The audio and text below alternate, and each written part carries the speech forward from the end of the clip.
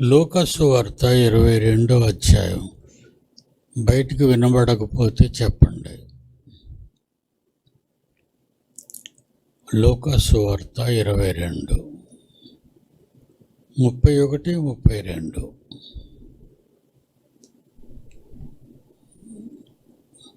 యేసుక్రీస్తు అంటున్నాడు, సీమోను సీమోను, పేతురు గారు. సీమోను అంటే అపోస్తలులలో అగ్రగణ్యుడు, పెద్దవాడు. సీమోను, యేసు పిలుస్తున్నాడు సీమోన్ని. సీమోను సీమోను, ఇదిగో సాతాను మిమ్మును పట్టి గోధుమల వలె జల్లించుటకు మిమ్మును కోరుకొనెను.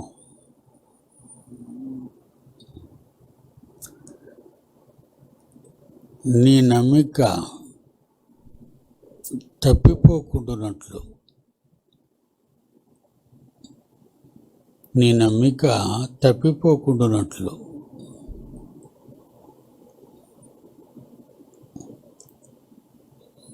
నీ కొరకు నేను వేడుకుంటుని తండ్రిని. యేసుప్రభు అంటున్నాడు, నీ కొరకు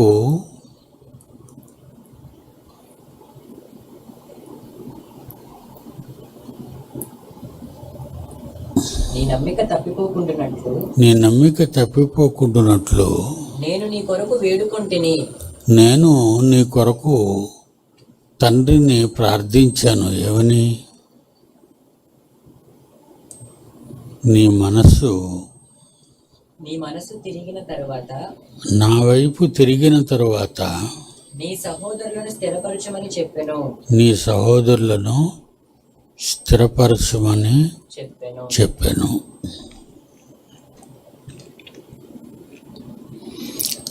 అపోస్తలుల 12 మందిలో కూడా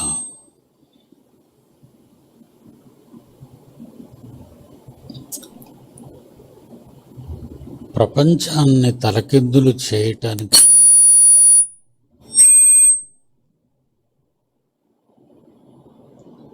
శబ్దం ఎక్కడొచ్చినట్టుంది.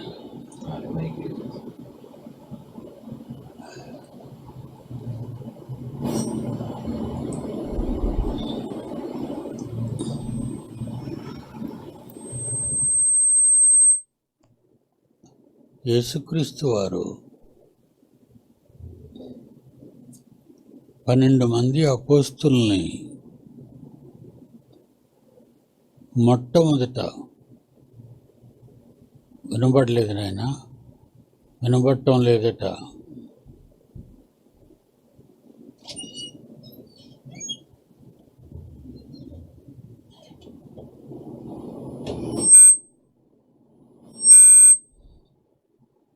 హలో హలో, వినబడటం లేదా?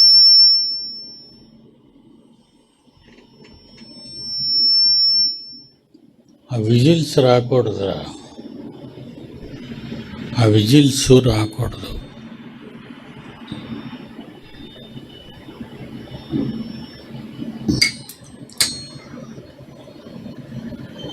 వేలకు వేలు పెట్టుకుంటారు, ఇవి పనిచేయవు.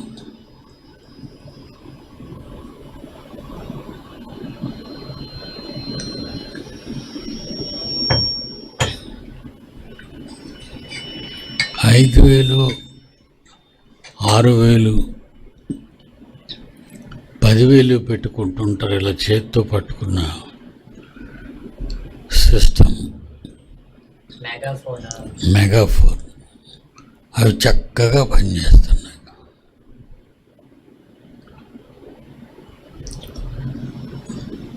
వీళ్ళు ఇంజనీర్లు, వీళ్ళు సౌండ్ ఇంజనీర్లు. వీళ్ళ సౌండ్ దగ్గర మనం ఉండలేకపోతున్నాం. అయితే వినబడదు, వింటే చెవులు గింగురు పడతాయి. అది వీళ్ళ టెక్నిక్స్.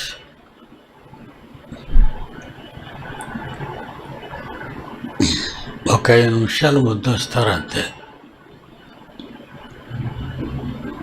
గబ గబ గబ గబ గబ గబగా కిలికేస్తారు అన్నీ.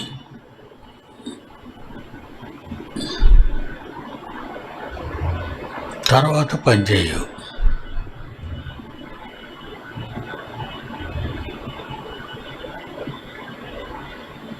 ఎందుకు చేయటం లేదో నాకు అర్థం కావట్లేదు.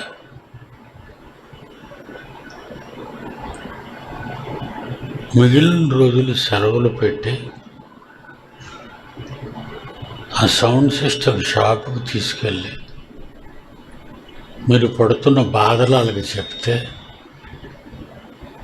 వాళ్ళు మాస్టర్స్. వాళ్ళు సౌండ్ ఇంజనీర్లు, మాస్టర్లు. వారు కరెక్ట్గా పర్ఫెక్ట్ చేస్తారు.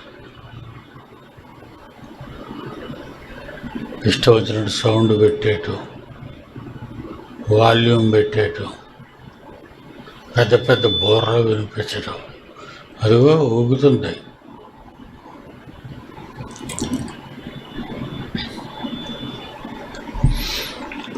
బాగులేదు. ఎప్పుడూ వేలకు వేలు పెట్టి కొనిపించటమే. మొన్న కొనిపించారు వేలు.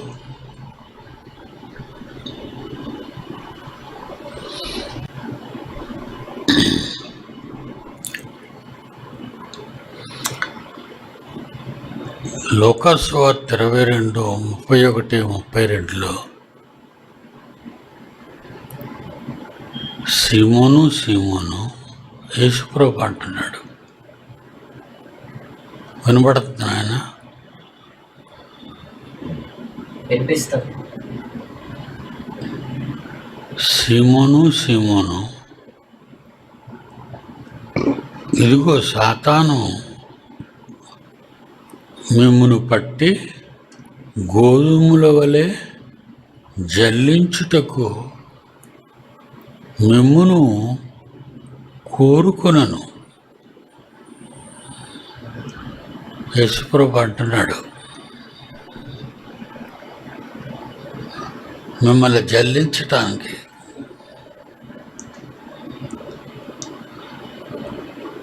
మిమ్మల్ని జల్లెడలో జల్లించి తుక్కంతా బయటికి తేలగానే దాన్ని పారేయడానికి.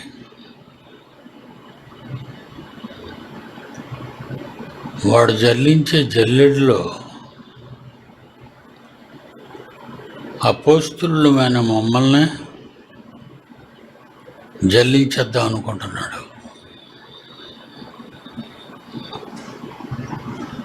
ఈ విషయం నేను మీకు ఎందుకు చెప్తున్నానంటే,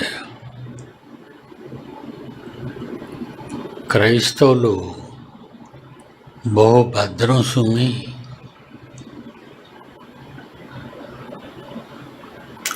క్రైస్తవులు బహుభద్రం.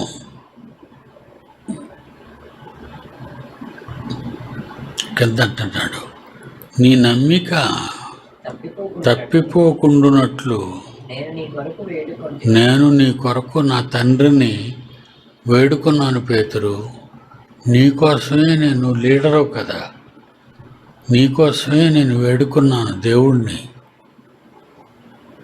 అప్పుడు ఆయన అన్నాడు, నీ మనసు తిరిగిన తరువాత నీ సహోదరులను స్థిరపరచమని చెప్పాను.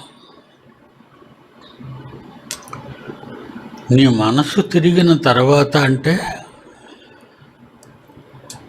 మీరు తిరిగిపోతారు.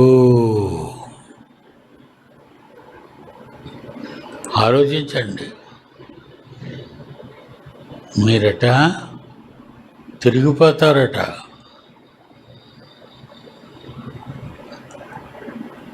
యేసుప్రభు అలాగ తండ్రి అలాగ అనకుండా మిమ్మును పట్టి గోధుమల వలె జల్లించుటకు మిమ్మును కోరుకున్నాడు సాతాను.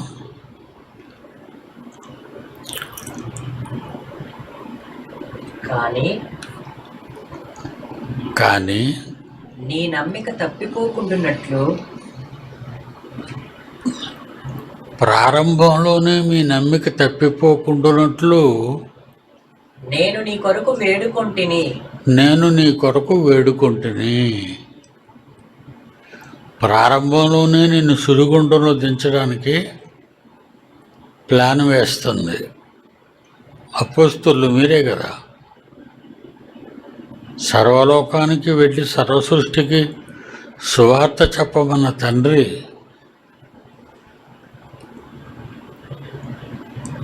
ఏ దేవుడైతే మీ మీద నిఘా పెట్టి మీ చేత చేయించాలనుకున్నాడు, ఆ దేవుడు ఏమంటున్నాడు తెలుసా? కోరుకుంటే సాతాను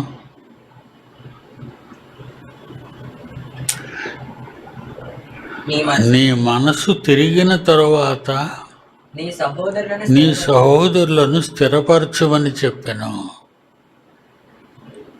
అంటే మీరు తిరిగిపోతారు. చూడండి, అందులో ఉందో లేదు చూడండి. అది మీరు తిరిగిపోతారు అంటే అంత వీక్ పర్సనాలిటీలే అపోస్తలువి. ఆలోచించండి. చాలామంది అనుకుంటారు నేను సైతానికి దొరకనండి అంటే ఆల్రెడీ దొరికిపోయాడు. ఆ మాట అన్నాడంటే ఆల్రెడీ దొరికిపోయాడు. దొంగతనం చేసిన వాడిని పోలీసులు, ఎరా నువ్వు దొంగతనం చేశాడు, అమ్మమ్మ నేను చేయలేదండి, నిజం చెప్పడు, నేనే చేశానని చెప్పడు, చావగొట్టేస్తారు.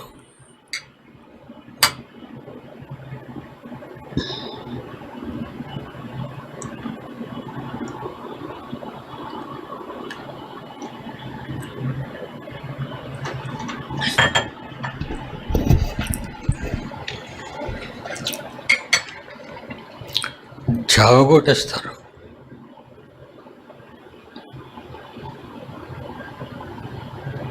ప్రతి వాళ్ళు ముందు నేను లేనండి, నాకు తెలియదండి, ఏమోనండి, నేను చూడలేదండి, అన్నీ అబద్ధాలే. అబద్ధం మాట్లాడారంటే అన్నీ కంటిన్యూగా అబద్ధాలు.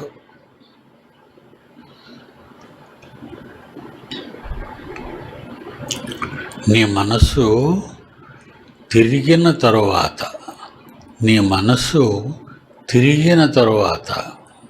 ఏం చేయమన్నాడు? నీ మనసు తిరిగిన తరువాత నీ సహోదరులను స్థిరపరచమని చెప్పాను. అప్పుడొచ్చి నీ తమ్ముళ్లను నా పక్క తిప్పు. ఒకసారి ఓడిపోవాలి. ఒకసారి మీరు ఓడిపోతే కానీ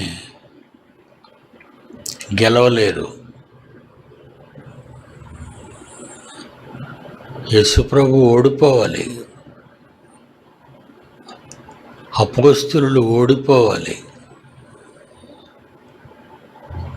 అప్పుడు గెలుస్తాడు. సిలువలో చనిపోవాలి, సిలువలో చనిపోవాలి యేసుప్రభు. తర్వాత మృత్యుంజయుడే లేస్తాడు. మనం కూడా భూమి మీద చనిపోవాలి. మనందరం చచ్చిపోతాం, తర్వాత లేస్తాం.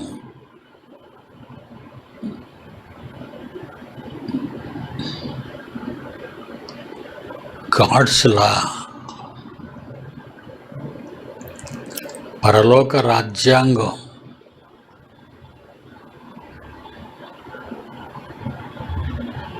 పరలోక రాజ్యం, అది పరలోక రాజ్యాంగం. మీకు అర్థం కాక అయ్యో నేను చచ్చిపోతున్నాను అనుకుంటావు. చచ్చిపోకపోతే లేవో కదా. నువ్వు మరణించకపోతే లేవవే. నువ్వు లేవకపోతే పరలోకం నీకు తెలీదే. నువ్వు పరలోకానికి వెళ్ళవే.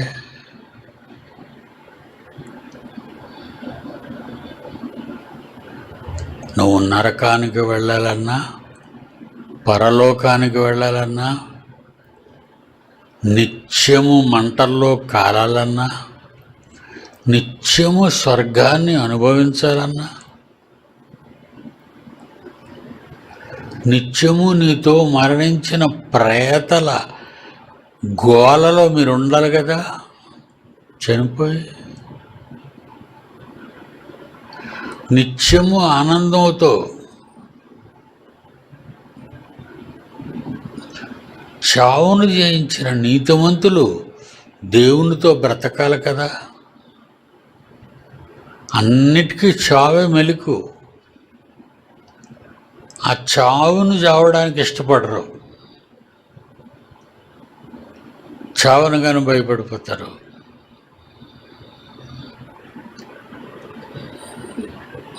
సమాధుల్లోకి వెళ్ళగానే భయపడిపోతారు. వాళ్ళు ముందే చనిపోయారు. ఎక్కడికి వెళ్ళారో మనకు తెలియదు, కానీ వాళ్ళు ముందే చనిపోయారు.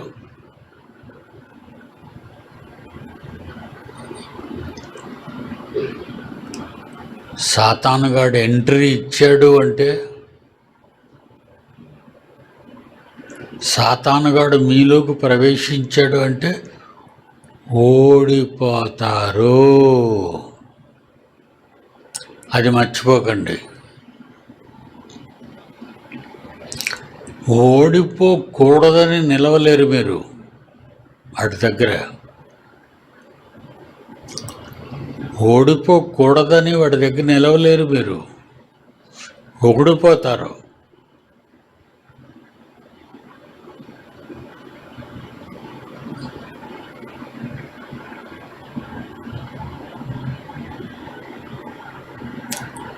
దేవుని పిల్లలారా,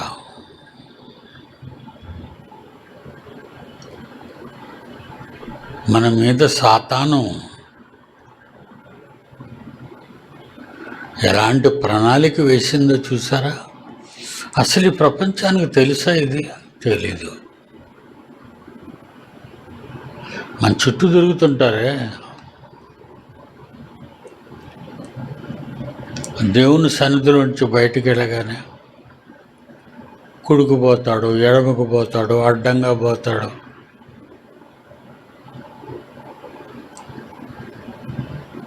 ఎటు పడితే అటు పోతాడు. బుర్రలో పనులు పెట్టుకొని వచ్చాడు.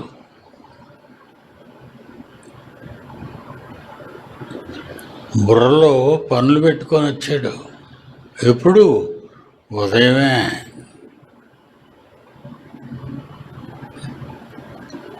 తెల్లవారు లేచిన తర్వాత దేవుని పని గుర్తొస్తుంది. తెల్లవారు లేస్తేనే దేవుని పని. రాత్రి పండుకున్నప్పుడే తెల్లవారు మన పనులు ముందు గుర్తొచ్చేస్తాయి అవి.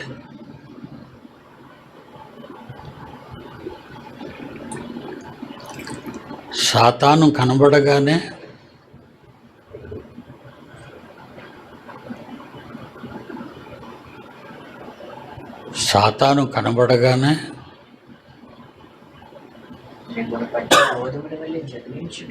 మిమ్మల్ని పట్టి గోధుమల వలె జల్లించుటకు మిమ్మను కోరుకొనును గాని మీ నమ్మిక తప్పిపోకుండానట్లు నేను నీ కొరకు వేడుకుంటును. పేతురు, నువ్వు వెళ్ళిపోతావు నాకు తెలుసు. అక్కడికి వెళ్ళి నీ మనసు తిరిగిన తర్వాత నీ సహోదరులను స్థిరపరచమని చెప్పాను. మిగిలిన ఆ 10 మంది సహోదరులు 12 కూడా చచ్చిపోయాడు కదా ఉరుగు పోసుకొని. వాళ్ళని తిప్పు, వెనక్కి తీసుకురా.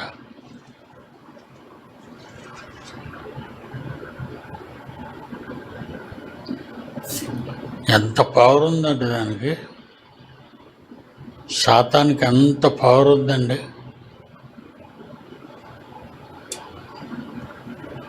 ఈ పెంతుకొస్తు బతుకులు కానీ, బక్సింగ్ బతుకులు కానీ,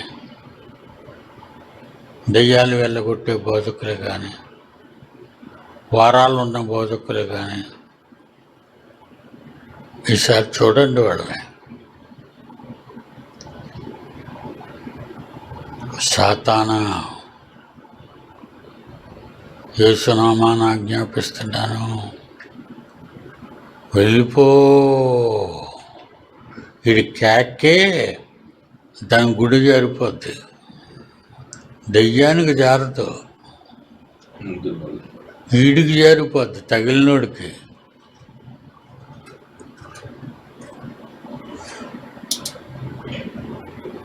పనికి మాలేవాళ్ళ, నీ నోటుతో అంటే భయపడిపోయి పారిపోద్దా.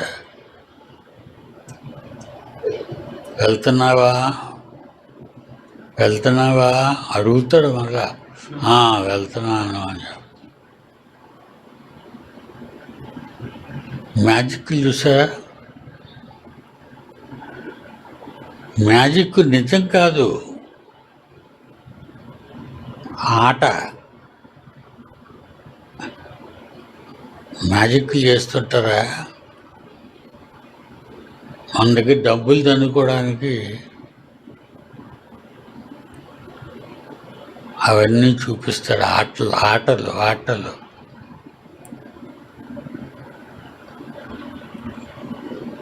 యేసునామాన్ని ఆజ్ఞాపిస్తున్నాను, దేవుడు నామాన్ని ఆజ్ఞాపిస్తున్నాను, పరిశుద్ధాత్మ దేవుని నామమున గద్దిస్తున్నాను. పోతా. సేమ్ కేసు, వీడి తాలూకా కేసే, జనంలో నుంచి వచ్చిన కేసు కాదు ఆవిడ.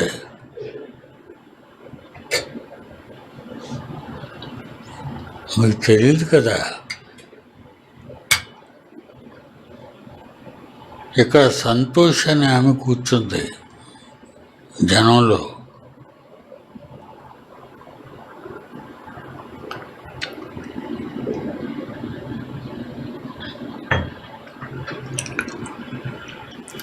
ఆమెకు కుంటికాలు. రామ్మ, నువ్వు వచ్చావు, ఇక్కడున్నావు,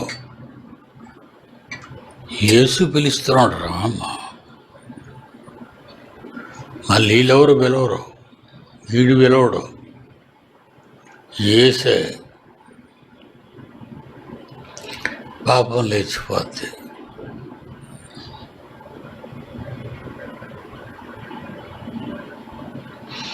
ఎలా?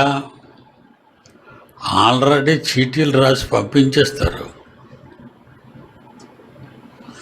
అయ్యా, నా కుంటికాలు ఉంది, నా గురించి బాగు చేయండి, నా పేరు పలానా. లేకపోతే వాళ్ళకెలా తెలిస్తే?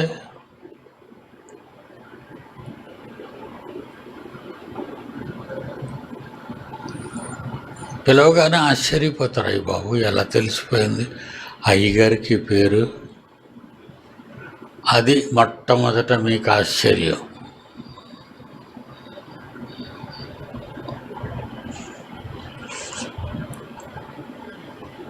పుట్టుకతో కళ్ళు లేని వాళ్ళకి ఎప్పుడైనా కళ్ళు ఇవ్వడం చూసారా?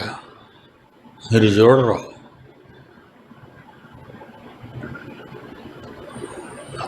పుట్టుకతో కాళ్ళు లేని వాళ్ళకి కాళ్ళు ఇవ్వడం చూసారా? అలాంటివి చూపించడం. పుట్టుకతో మోగవాళ్ళని మాట్లాడించడం చూసారా? మాట్లాడరు. పుట్టుకతో పిచ్చివాళ్ళని బాగు చేసేవాళ్ళు ఉన్నారా? లేరు.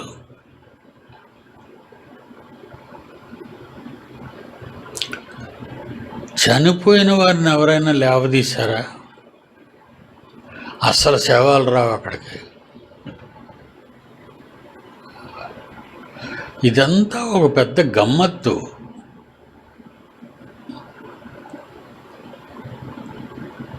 మనందరికీ హిందువులు మతోన్మదులు ఒక పేరు పెట్టారు క్రైస్తవులకి, గొర్రెలట. మనం ఎవరు? గొర్రెలు, ఆడగొర్రె, పోతుగొర్రె. ఎంత సిగ్గండి.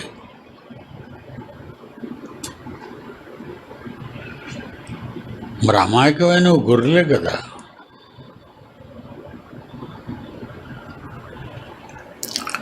కిందటిసారి యోహాను సువార్త 14:30-31లో ఒక విషయం చదివాను పోయిన వారం.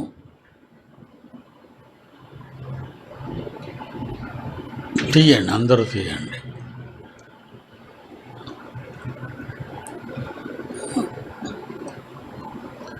ఇకను మీతో విస్తరించి మాటలాడను, ఈ లోకాధికారి సాతానుగాడు వచ్చుచున్నాడు, మన దగ్గరికి వస్తున్నాడు. మీరున్నారు, నేనున్నాను, నేను మీకు ఏవే చెప్పేసి మార్చేస్తానని వాడు లోకాధికారి వచ్చుచున్నాడు మన దగ్గరికి. నాతో వానికి సంబంధం ఏమీ లేదు. అయినా నేను తండ్రిని ప్రేమించుచున్నానని లోకము తెలుసుకున్నట్లు తండ్రి మిమ్మల్ని రక్షించే ఆజ్ఞను నెరవేర్చుటకు నేను ఇలాగూ మీతో చెబుతున్నాను.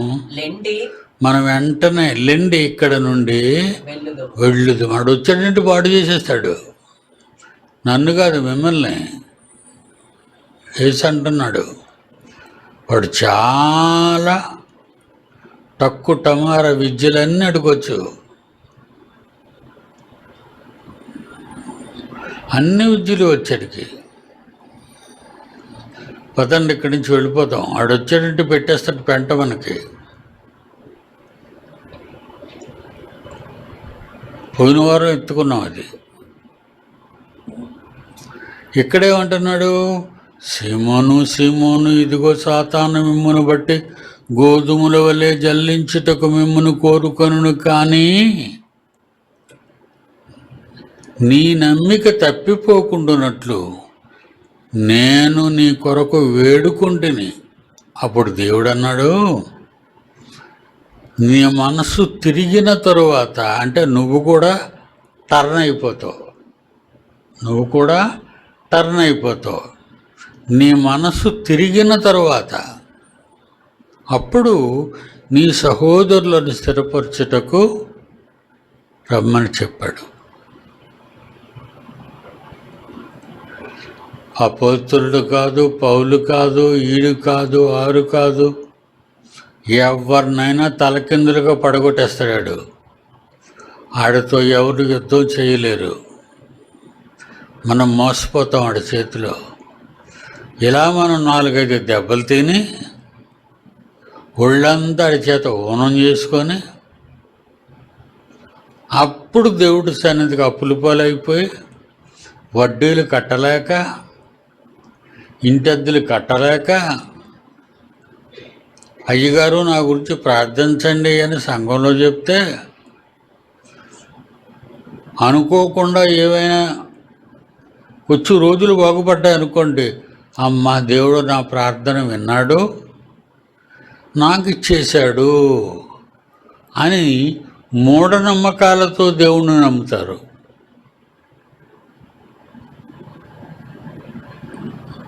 మరి ఇవన్నీ జాగ్రత్తగా చూసుకోవాలి కదా.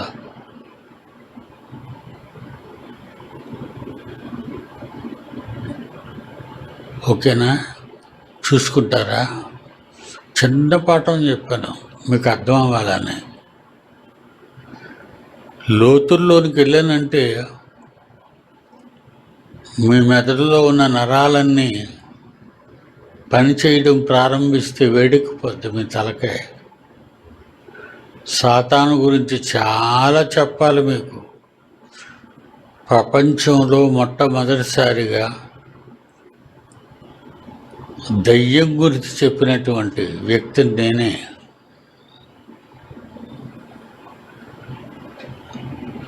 ఎవరు దయ్యం గురించి చెప్పరు. దేవుడే, అంత దేవుడే. ఇచ్చేస్తాడు దేవుడు, ఇచ్చేస్తాడు. అది ఇచ్చేస్తాడే, తీసుకోవడానికి చెప్పరు ఎవడు. దేవుడు ఇచ్చేస్తాడు, పిల్లలు ఇచ్చేస్తాడు, ఉద్యోగం ఇచ్చేస్తాడు, చదువు ఇచ్చేస్తాడు. అయ్యగారు నా పెన్ను గురించి ప్రార్థన చేయండి, పరీక్షలు రాస్తాను. పెన్ను గురించి ప్రార్థన చేస్తే అదేం రాస్తుంది పరీక్షలు? నువ్వు రాయాలి. కానీ అప్పుడప్పుడు చూసారు ఇలాంటి మీటింగుల్లోనూ పెన్ను ఇస్తారు, పెన్ను గురించి ప్రార్థన చేయండి. పెన్ను బాగానే ఉంది, నిబ్బు బాగుంది, ఇంకు లోపల ఉంది, కంపెనీ వాడు బాగా తయారు చేశాడు. అది బాగలేకపోతే అడికి ఇచ్చేవా నువ్వు? పెన్ను గురించి ప్రార్థన చేయమంటాడు. ఇది అంత గొర్రెలండి. మనల్ని అంటుంటే సిగ్గుపడిపోతుంటాను నేను. గొర్రెబిడ్డలో అంట మనం.